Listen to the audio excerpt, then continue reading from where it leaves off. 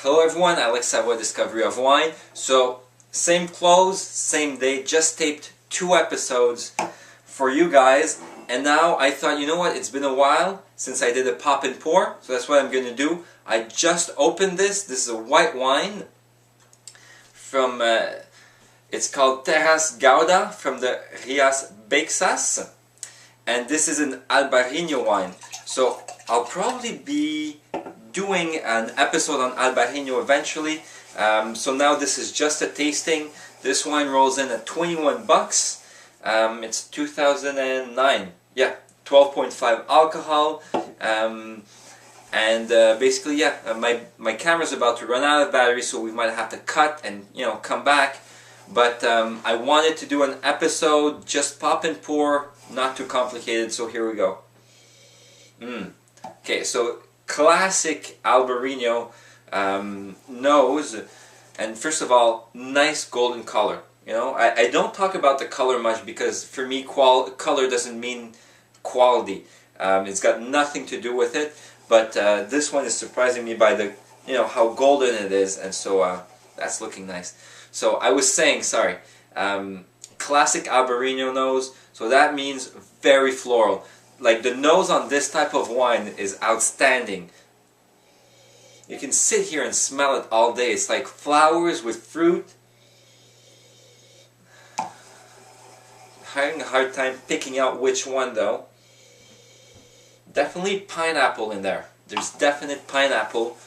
So think about it. You're making like a fruit salad, predominantly pineapple, and you're outside and everything, and oh, all of a sudden there's some flowers that get in there, and then you get the scent from, I don't know, roses or violets or whatever. Not too good with, individual flower smells. But yeah, pineapple and flowers, who doesn't like that?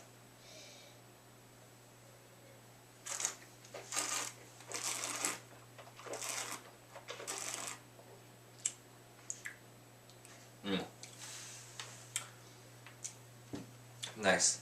So, actually very nice. Okay, sorry about that. I had a little moment there with my wine. So this is a very, very good in-between wine. And when I say in-between wine, here's what I mean. It's a very good in-between sort of Riesling or... and this is much drier than Riesling.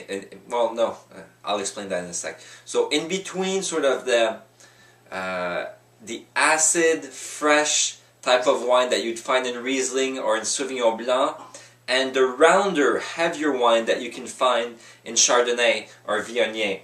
So this coats your palate, like not quite as much, but in the same way of a Chardonnay would. It's a little bit thicker than Sauvignon Blanc, in other words, but it's got the aromas, the dryness, the freshness of a Sauvignon Blanc. So this is actually the type of wine that, and that's why I say transition wine, that would be great for anybody who's at either side of the spectrum. So Viognier, very heavy, very floral too, very floral, very heavy, but not quite as dry and fresh. And then you have at the other end, you have Sauvignon Blanc or Gruner Veltliner, like we had the other day, or Riesling, that's super fresh, mineral, good acidity. So in between, you have this wine. And so this is why I think this is the type of wine that would please almost anybody. You can serve it before the meal, you can serve it with the meal, or anytime basically. And this is why I chose this wine for tonight. Having the same meal as I talked about with the red wine, which was on yesterday's episode. So veal shanks. I have a lot of most of the white wine I have here is dry, crisp. I'm not a huge fan of Chardonnay and Viognier, although sometimes Chablis, Chablis hit me the right way. But I wanted something that's a little bit more mouth coating, that's not too fresh, not too acidic. And I'm finding both qualities with this one here, that it coats your palate, it's going to be good with meat, but at the same time I get that freshness that I'm looking for in white wine.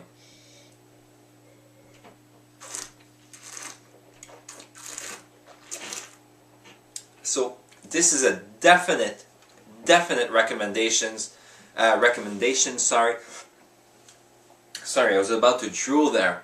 I think this one is having a bad effect on me, or a good one, either way.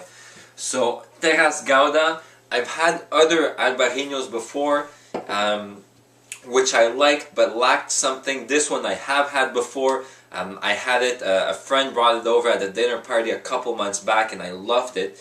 And I sort of forgot about it, but I think I'm going to go buy a case of this before you guys go out. This is a definite stop!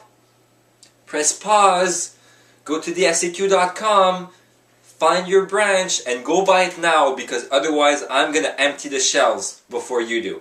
So that's about it, and I'll see you guys. Oh yeah, maybe a little topic of discussion. What is your recent transition wine as of late that made you transition from a certain type of wine to a different type of wine? So sort of a revelation, like, oh, maybe I like other types of wine from what I'm usually drinking. So let us know, and let's have a discussion about this.